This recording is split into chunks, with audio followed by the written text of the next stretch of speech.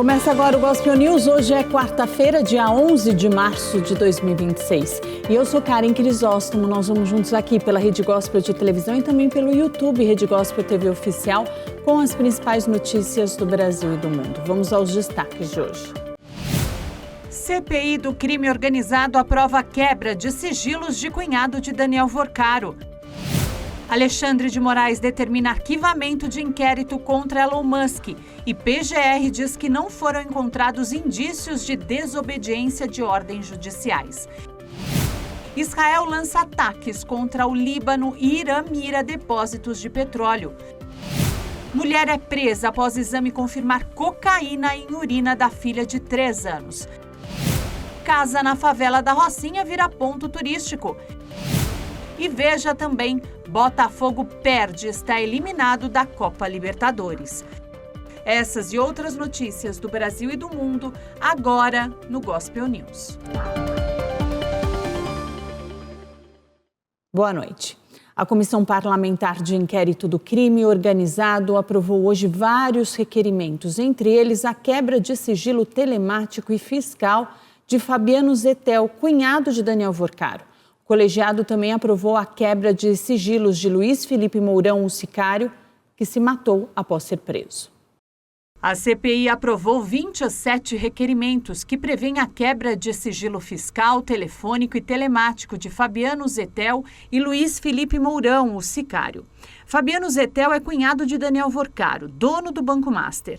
A CPI também aprovou a convocação de Marilson Roseno da Silva, suspeito de integrar a turma, Paulo Sérgio Neves de Souza e Beline Santana, servidores do Banco Central suspeitos de favorecer o banco. Segundo a PF, eles mantinham relação direta com Vorcaro e faziam consultoria informal para o banqueiro em processos dentro da instituição.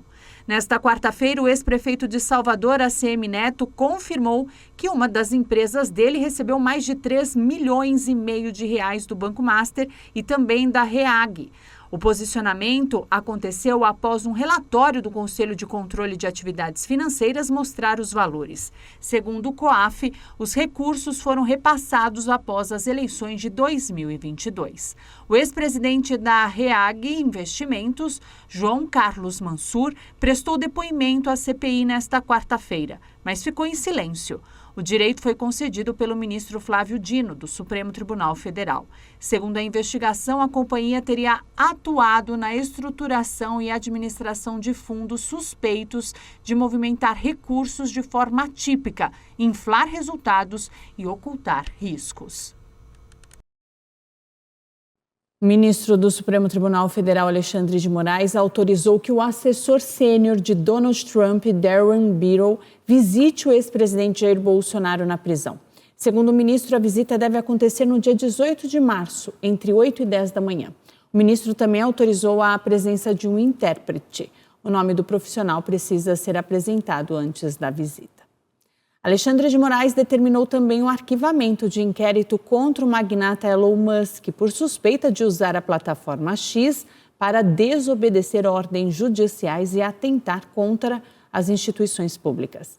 A PGR, liderada por Paulo Gonet, disse que não foram encontrados indícios. A empresa Raizen anunciou hoje que entrou com um pedido de recuperação extrajudicial. As dívidas somam 65 bilhões de reais.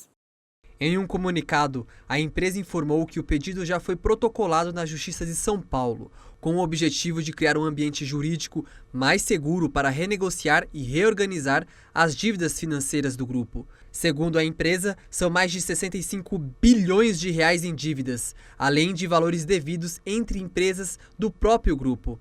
A situação financeira da Raizen ficou complicada nos últimos anos por conta de altos investimentos e condições climáticas nada favoráveis que afetaram as safras da cana-de-açúcar. No final do ano passado, a empresa registrou um prejuízo de 15 bilhões de reais. A Raizen esteve entre as empresas afetadas por incêndios que atingiram o interior de São Paulo em 2024. As queimadas impactaram quase 2 milhões de toneladas de cana-de-açúcar. A polícia de Washington fechou o perímetro da Casa Branca no início da manhã de hoje, após uma van colidir contra uma barreira de segurança perto da Casa Branca. O motorista do veículo foi detido. O serviço secreto do governo disse que o suspeito vai passar por interrogatório para entender melhor a situação. A Guarda Revolucionária do Irã afirmou hoje que atacou bases norte-americanas no Kuwait e também no Bahrein. 3 navios foram atingidos no Estreito de Hormuz. Israel intensificou ataques contra o Hezbollah nesta quarta-feira. Um prédio no Líbano foi atingido por mísseis. Outro ataque atingiu este prédio. O Líbano anunciou hoje que o número de mortos em 10 dias de combates entre Israel e o Hezbollah chegou a 634 pessoas e que mais de 800.000 foram deslocadas. O ministro da Defesa de Israel afirmou que a guerra contra o Irã vai durar o tempo que for necessário. Segundo ele, a operação liderada por Donald Trump e Benjamin Netanyahu vai continuar sem prazo determinado e pelo tempo que for necessário. Cerca de 20 países que apoiam a Força de Paz da ONU no Líbano pediram a desescalada entre Hezbollah e Israel. Neste vídeo é possível ver o momento em que um drone atinge o principal depósito de combustíveis de Omã. Algum tempo depois, esse era o cenário. O Irã disse que vai começar a atacar alvos econômicos dos Estados Unidos e Israel na região. Segundo o comandante operacional do exército no país, o inimigo deu carta branca para que o Irã ataque bancos. Na madrugada de hoje, segundo a imprensa iraniana, um ataque atingiu um banco no país e deixou vários funcionários mortos. O filho do presidente iraniano afirmou que o líder supremo do país está são e salvo. Israel anunciou que qualquer novo ayatolá se tornaria um alvo na guerra. O novo líder supremo do Irã, Mojtaba Khamenei, está são e salvo apesar de ter sofrido ferimentos na guerra. A afirmação foi feita nesta quarta-feira pelo filho do presidente da República Islâmica. Na rede social Telegram, Youssef Pezeshkian, filho do presidente Massoud Pezeshkian e conselheiro do governo, escreveu ter ouvido a notícia de que Mojtaba Khamenei foi ferido e acrescentou: perguntei a amigos que têm contatos e me disseram que, graças a Deus, ele está são e salvo. Mojtaba Khamenei, de 56 anos, teria ficado ferido durante o ataque que matou seu pai e antecessor, o Ayatollah Ali Khamenei, no primeiro dia da ofensiva de Israel e dos Estados Unidos, em 28 de fevereiro, que desencadeou o conflito. Mas não foram revelados detalhes sobre a gravidade dos ferimentos e ele não apareceu em público desde então.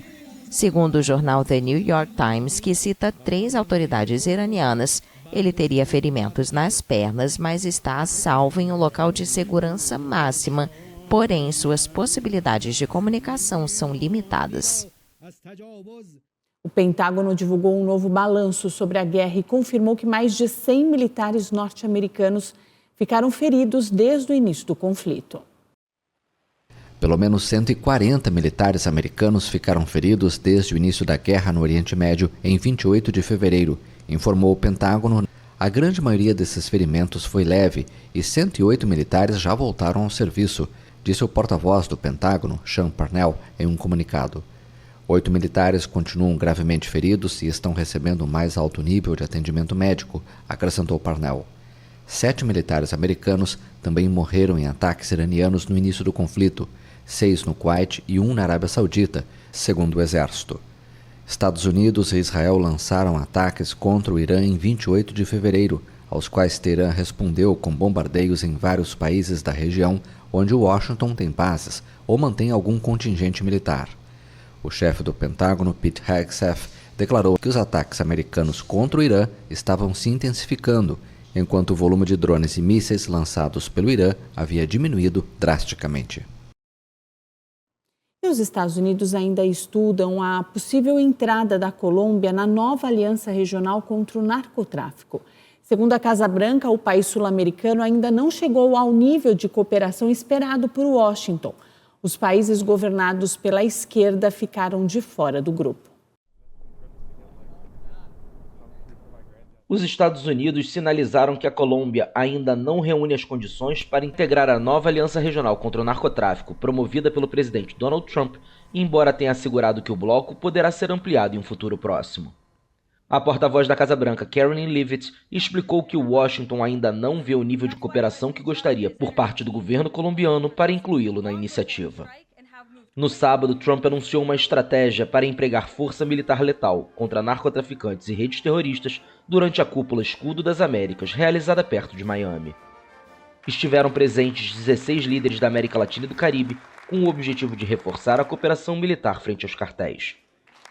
No entanto, a Colômbia, o principal produtor de cocaína do mundo, não foi convidada, o que gerou críticas do presidente Gustavo Petro. O colombiano questionou a composição do bloco e afirmou que é formado por países pequenos, fracos e sem experiência para enfrentar o narcotráfico. Na cúpula estavam líderes de países como Argentina, El Salvador e Chile, mas estiveram ausentes as 3 maiores economias da região, Brasil, México e Colômbia, governadas por presidentes de esquerda.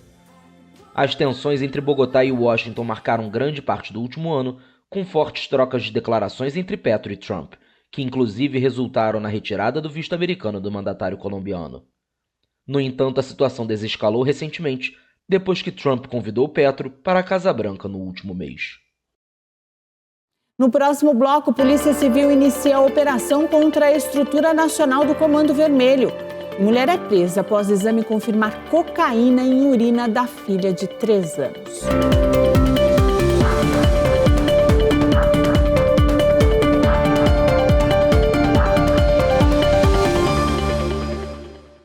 A Polícia Civil do Rio de Janeiro iniciou hoje uma operação contra a estrutura nacional do Comando Vermelho.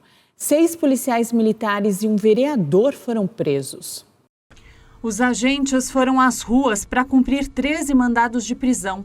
Durante a manhã, 6 policiais militares e o vereador carioca Salvino Oliveira foram presos. Na nota sobre a operação, a Polícia Civil afirmou haver indícios de cooperação entre o Comando Vermelho e o 1º Comando da capital e descobriu tentativas de interferência política em áreas dominadas pelo tráfico. De acordo com a instituição, o vereador Salvino Oliveira teria negociado diretamente com o traficante DOCA, uma autorização para realizar campanha eleitoral na comunidade da Gardênia Azul. Salvino negou qualquer ligação com o traficante e disse não conhecer o sobrinho do traficante, Marcinho VP. O sobrinho de Marcinho VP, citado por Salvino, é Landerson Lucas dos Santos. Ele também foi alvo de buscas e está foragido. Segundo a polícia, exerce papel de elo entre lideranças da facção, integrantes que atuam em comunidades dominadas pelo grupo e pessoas envolvidas em atividades econômicas do grupo criminoso.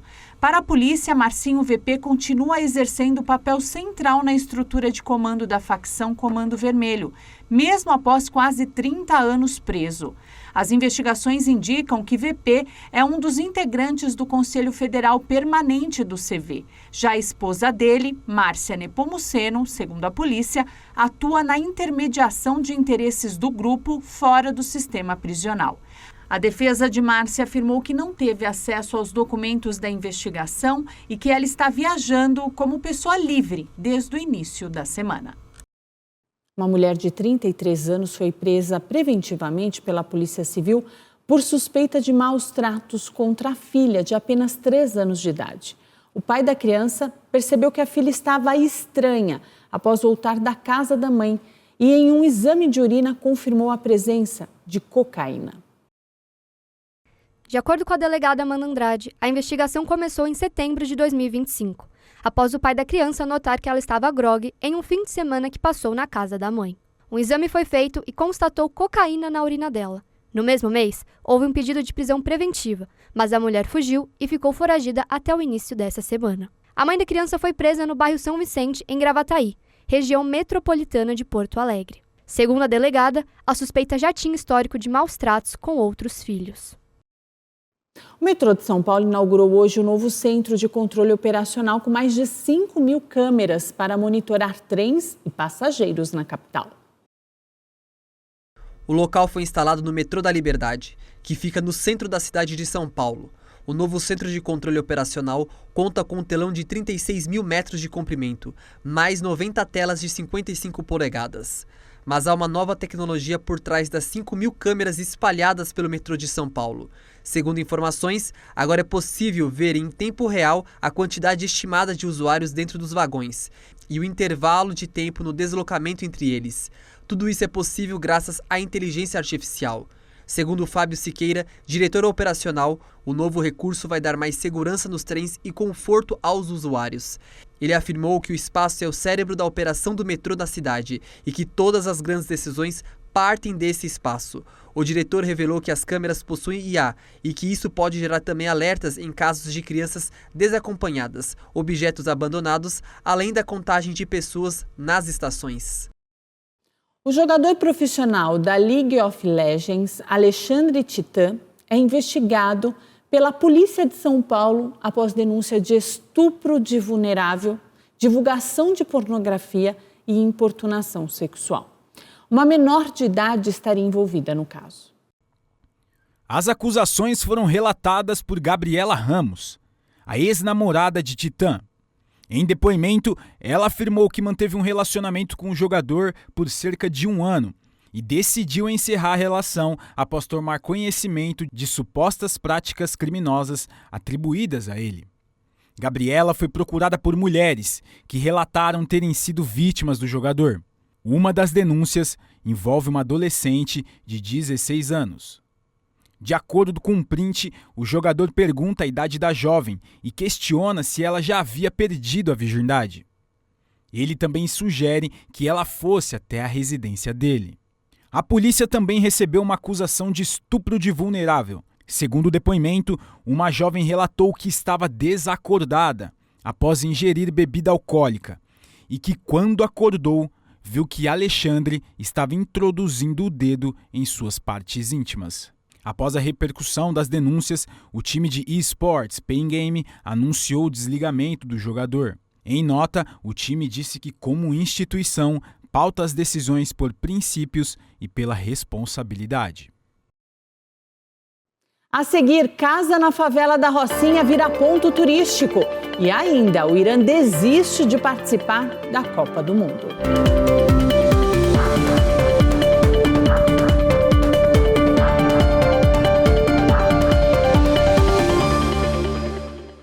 As favelas do Rio de Janeiro se tornaram pontos turísticos, mas um telhado de uma casa na favela da Rocinha ganhou o coração de milhares de brasileiros e estrangeiros. Vídeos como esses da Rocinha, a maior favela do Rio de Janeiro, viralizaram. A moda é tão grande que alguns visitantes chegam a esperar até 2 horas para serem filmados, por um preço de cerca de R$ 150. Para alguns, a experiência é uma surpresa em um lugar com fama de perigoso. Tem um conceito que é como... Eles têm essa ideia de que é tipo ruim, tipo perigoso, mas não é nada disso. E eles sempre estão entre os mesmos moradores locais, com exceção da polícia, eles estão sempre de olho neles. Essa influenciadora brasileira também aderiu à tendência, porque, segundo ela, já faz parte da cultura carioca. Eu faço Get For Me, eu faço conteúdos fashion e eu sempre estou fazendo coisas criativas de forma diferente. E o meu público pediu bastante que eu viesse aqui, porque eu cresci aqui no Rio de Janeiro, né? E aí eles falaram, Ingrid, vai lá na Rocinha, você tem que fazer lá, tem que fazer um vídeo lá. Só que eu não queria fazer um vídeo comum igual todo mundo faz, só caminhando. Eu queria fazer colocando o meu conteúdo, né? Mas a tendência também gera críticas. Alguns acusam os visitantes de romantizar a pobreza e a criminalidade em uma comunidade de baixa renda onde atuam traficantes de drogas. Os organizadores negam as acusações. Até quando falam sobre, estão romantizando a pobreza, não estamos romantizando a pobreza, não. Estamos aqui trabalhando dignamente, são dezenas de pessoas envolvidas nesse trabalho. E o grande objetivo disso tudo é mostrar o lado positivo da favela. Todo mundo quer crescer e talvez sair daqui também. A experiência não se limita ao vídeo feito com drone. Para chegar à laje é preciso reservar um passeio que explora primeiro os becos labirínticos da comunidade. Inclui visita a artistas locais ou uma apresentação de capoeira, enquanto os moradores seguem com suas vidas cotidianas. Monteiro lembra de quando o turismo na favela era quase como um safari, com jipes abertos transportando estrangeiros. Uma prática que acabou depois que um turista espanhol foi morto a tiros em 2017. Agora existem roteiros turísticos e um aplicativo para rastrear a localização dos guias. Se houver uma operação policial contra traficantes de drogas, eles cancelam os passeios em andamento. A empresa de Monteiro treinou 300 guias locais e 10 pilotos de drones. Um deles é Pedro Lucas, de 19 anos, que atua na função A1. Daí mudou bastante na minha vida, porque como aqui é meu primeiro emprego, eu já peguei um emprego muito bom, que é piloto de drone, então não tive que pegar alguma carteira assinada, que é um trabalho mais difícil. Daí vim pra cá, mudou totalmente minha vida, ganhei um dinheiro bacana, e seria bom se mais pessoas da favela tivessem a oportunidade de trabalhar no mesmo local que eu trabalho e ganhar o mesmo valor que eu ganho. Os proprietários de 26 lajes e coberturas na Rocinha e no bairro vizinho do Vidigal também cobram pelas visitas turísticas. Em um Rio de Janeiro que bate recordes de turismo, as favelas também vivem seu próprio boom. Em fevereiro, a Na Favela Turismo registrou 41 mil visitantes na Rocinha e Vidigal. Muitos moradores celebram essa febre turística e dizem que a favela vai além do crime e oferece trabalho, música, cultura e comunidade. Mas organizações sociais alertam que o risco surge quando a favela deixa de ser um bairro desigual e complexo e se transforma em um contraste exótico para alimentar um conteúdo viral. O Ministério da Cultura da Itália comprou por quase 200 milhões de reais um quadro do pintor Caravaggio. Um quadro do pintor Caravaggio foi comprado por 30 milhões de euros, cerca de 182 milhões de reais, pelo governo da Itália. A obra Retrato do Monsenhor Maffeo Barberini foi adquirida após mais de um ano de negociações com os antigos proprietários, que não tiveram a identidade revelada. De acordo com o Ministério da Cultura italiano, a compra faz parte de um projeto de fortalecimento do patrimônio cultural nacional. O quadro representa o futuro Papa Urbano VIII, quando tinha cerca de 30 anos. 65 pinturas são atribuídas ao italiano Michelangelo Merisi da Caravaggio, conhecido apenas como Caravaggio. O pintor de vida tumultuada foi esquecido durante 3 séculos antes de ser redescoberto na década de 1950.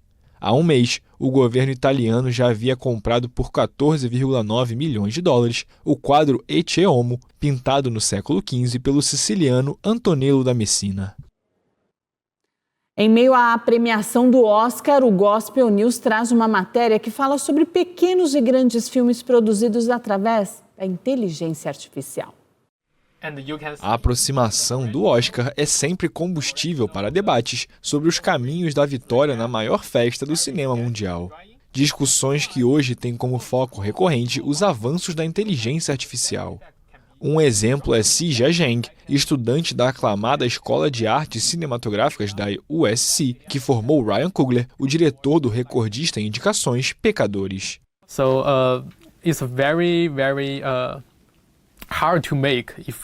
É muito difícil de fazer se você usar o método tradicional, porque envolve vários cenários diferentes, por exemplo, na escola, na piscina. E como estudante, não é possível ter tanto dinheiro. Então eu penso, como posso tornar esses cenários realidade? A inteligência artificial é uma ferramenta muito boa, me ajuda a fazer esse tipo de coisa. AI is very good tool, help me to do those kind of things.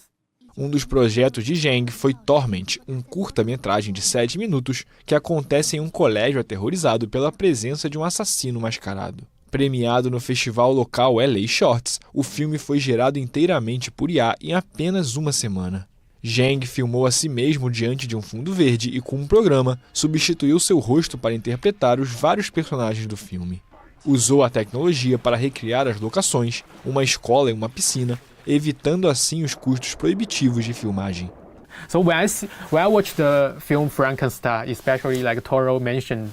Quando assisti ao filme Frankenstein, especialmente como Guillermo del Toro mencionou, todo o navio no filme parece algo real e custou muito dinheiro para ser feito. Pessoas como eu, jovens artistas e principalmente cineastas independentes, pensaram, se eu usar IA para fazer isso, será muito mais barato. E eu posso fazer algo bem parecido usando apenas IA. Pretty similar by just using AI. Mas a IA alimenta tensões na indústria cinematográfica, algo que ficou evidente durante as greves que paralisaram Hollywood em 2023. A Academia de Artes e Ciências Cinematográficas atualizou suas normas para considerá-la uma tecnologia neutra. Assim, um filme não será desclassificado por usar IA, desde que o aspecto criativo recaia sobre seres humanos. And especially as an independent filmmaker, I think that it's really exciting. Especialmente como cineasta independente, acho muito empolgante que certas ferramentas, ou algumas delas, não sejam eticamente questionáveis. Elas são treinadas por pessoas que usam seu próprio trabalho para treiná-las. People that are using their own work to train it. A edição de número 98 da entrega do Oscar está programada para ocorrer no Teatro Dolby, em Los Angeles, no dia 15 de março. Será que a festa vai celebrar também a inteligência artificial? O resultado a gente aplaude no domingo. O presidente da FIFA afirmou que Donald Trump vai permitir a entrada da seleção masculina do Irã nos Estados Unidos para disputar a próxima Copa do Mundo. A discussão ganhou força após o início da guerra no Oriente Médio.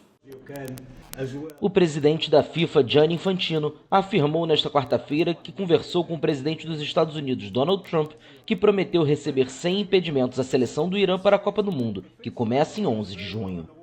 No Instagram, o italiano disse que durante a conversa se falou sobre a situação no Irã, a qual ele se referiu pela primeira vez desde os ataques americanos e israelenses de 28 de fevereiro, que desencadearam uma guerra no Oriente Médio.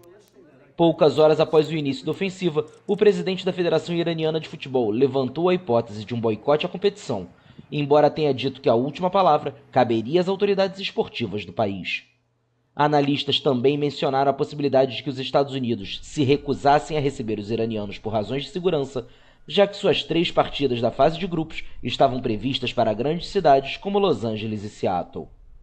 Infantino, que demonstra regularmente sua proximidade com Trump e lhe concedeu o prêmio FIFA da Paz, insistiu que todos precisamos mais do que nunca de um evento como a Copa do Mundo para unir as pessoas. Ele ainda agradeceu ao republicano pelo apoio, que segundo ele demonstra mais uma vez que o futebol une o mundo. Após uma polêmica durante sua participação na Copa da Ásia na Austrália, a seleção feminina do Irã retorna para casa com menos membros na delegação do que quando desembarcou para o torneio. 5 jogadoras fugiram do hotel da equipe e pediram asilo, que lhes foi concedido de imediato pelo governo australiano. Na primeira partida da competição, várias atletas não cantaram o hino da República Islâmica.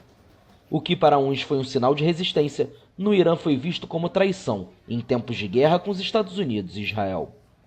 Na saída da Austrália, todas as demais integrantes da equipe foram separadas de seus acompanhantes masculinos. Segundo autoridades locais, elas tiveram um momento para refletir com calma sobre a oferta de asilo. Mas segundo a agência de notícias Reuters, o Irã desistiu hoje de ir à Copa do Mundo da FIFA no meio do ano. O ministro de Esporte do Irã disse a uma TV estatal que o país não pode, sob nenhuma circunstância, participar da Copa do Mundo. Os jogos começam no dia 11 de junho e vão até o dia 19 de julho. Botafogo deu adeus à Copa Libertadores da América. No Brasileirão, Mirassol e Santos ficaram no empate. O Botafogo perdeu o jogo de volta na pré-Libertadores e deu adeus ao torneio. Na semana passada, o time carioca empatou fora de casa com o Barcelona de Guayaquil. Em casa, o time somou 80% de posse de bola e finalizou 17 vezes. Mas, mesmo assim, não conseguiu a vaga. Milton Celes deu a vitória para os visitantes. Mirassol e Santos abriram a 5ª rodada do Brasileirão. E olha, o Peixe teve muita dificuldade. Aos 21 minutos, Igor Formiga abriu o placar após completar um cruzamento. Aos 26 minutos do segundo tempo, Negueba recebeu na entrada da área e bateu forte para ampliar. Mas, alguns minutos depois, o Santos buscou o empate. Gabriel Barbosa aproveitou o erro da zaga e chutou no cantinho. Mais tarde, ele sofreu o pênalti, foi para a cobrança e empatou. Placar final 2-2. Hoje é dia de Brasileirão. O Flamengo recebe o Cruzeiro no Maracanã. Já o Corinthians joga em casa contra o Coritiba. Os 2 jogos começam às 9h30, daqui a pouquinho. E o Gospel News desta quarta-feira fica por aqui. Eu desejo a todos vocês uma ótima noite. Amanhã, a partir das 7, estamos de volta com as principais notícias do Brasil e do mundo. E até lá, você fica muito bem informado no YouTube Rede Gospel TV Oficial e também no Spotify Gospel News em 3 minutos. Uma boa noite a todos e até amanhã.